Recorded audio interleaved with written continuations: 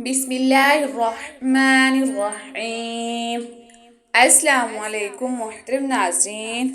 نبی کریم کی زندگی میں کئی ایسے واقعات ہیں جو ہمیں انسانیت، صبر اور اللہ پر توکل کی عظیم مثالیں دیتے ہیں۔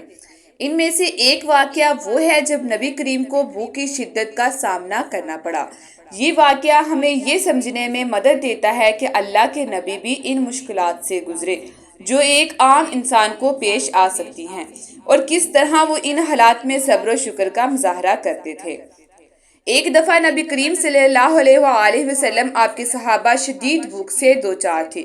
یہ واقعہ مدینہ منورہ کے ابتدائی دنوں کا ہے، جب مسلمانوں کو مکہ سے ہجرت کرنی پڑی اور مدینے میں آباد ہونے کے بعد ابتدائی دنوں میں وسائل کی کمی کا سامنا تھا۔ نبی کریم صلی اللہ علیہ وسلم کے گھر میں بھی کھانے پینے کا سامان کم ہوتا تھا۔ روایات میں آتا ہے کہ ایک دن نبی کریم صلی اللہ علیہ وسلم شدت کی بھوک کی وجہ سے اپنے گھر سے باہر تشریف لائے۔ آپ صلی اللہ علیہ وسلم نے اپنے پیٹ پر پتھر باندھا ہوا تھا تاکہ بھوک کی شدت کم ہو۔ عربوں میں یہ عام رواج تھا کہ جب بھوک کی شدت برداشت سے باہر ہوتی تو اپنے پیٹ پر پتھر باندھ لیتے تھے تاکہ درد کم ہو جائے۔ اسی دوران حضرت ابو بکر صدیق اور حضرت عمر بھی آپ سے ملنے کے لیے آئے۔ انہوں نے بھی بھوک کی وجہ سے اپنے پیٹ پر پتھر باندھ رکھے تھے۔ نبی کریم صلی اللہ علیہ وسلم نے ان سے پوچھا کہ تم دونوں کیوں آئے ہو؟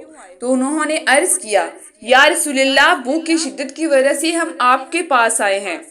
نبی کریم صلی اللہ علیہ وسلم نے فرمایا، مجھے بھی بھوک لگی ہے۔ یہ سن کر تینوں صحابہ مل کر حضرت ابو الحسین کے گھر تشریف لے گئے، جو کہ ایک مخلص صحابی تھے اور ان کے پاس کچھ کھانے پینے کا انتظام ہو سکتا تھا۔ حضرت ابو الحسین نے نبی کریم اور صحابہ کی آمد پر خوش ہو کر ان کی خاطر مدارت کی۔ انہوں نے فوراً ایک بکری ذبح کی اور اس کا گوشت تیار کرایا اور نبی کریم صلی اللہ علیہ وسلم اور صحابہ کو پیش کیا۔ جب کھانا تیار ہو کر آیا تو نبی کریم نے اور صحابہ نے اسے تناول فرمایا۔ کھانا کھانے کے بعد نبی کریم صلی اللہ علیہ وسلم نے فرمایا، یہ وہ نعمتیں ہیں جن کے متعلق تم سے قیامت کے دن سوال ہوگا۔ بھوک لگی اور اللہ نے تمہیں کھانا دیا، پیاس لگی اور اللہ نے تمہیں پانی پلایا، اور اللہ نے تمہیں سایہ بھی دیا۔ یہ الفاظ نبی کریم صلی اللہ علیہ وسلم کی شکر گزاری کے جذبات کی عکاسی کرتے ہیں۔ باوجود اس کے کہ انہیں شدید بھوک کا سامنا تھا، انہوں نے کھانے کے بعد اللہ کا شکر ادا کیا اور اپنے صحابہ کو بھی شکر کرنے کی تلقین کی۔ سیرت کی کتب میں ایک اور واقعہ بھی آتا ہے جب نبی کریم صلی اللہ علیہ وسلم اور صحابہ کو شدید بھوک کا سامنا تھا۔ یہ واقعہ غزوہ خندق کے موقع پر پیش آیا۔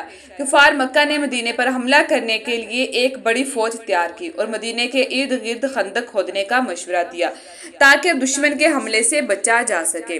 خندق کی کھائی کے دوران صحابہ کئی دنوں تک فاقہ کشی کا شکار رہے۔ حضرت جابر بن عبداللہ روایت کرتے ہیں کہ ایک موقع پر انہوں نے نبی کریم صلی اللہ علیہ وسلم کو دیکھا کہ آپ اپنے پیٹ پر 2 پتھر باندھے ہوئے ہیں تاکہ بھوک کی شدت کو کم کیا جا سکے۔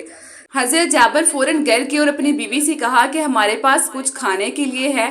ان کی بیوی نے کہا کہ ہمارے پاس صرف ایک بکری کا بچہ اور تھوڑی سی جو ہے۔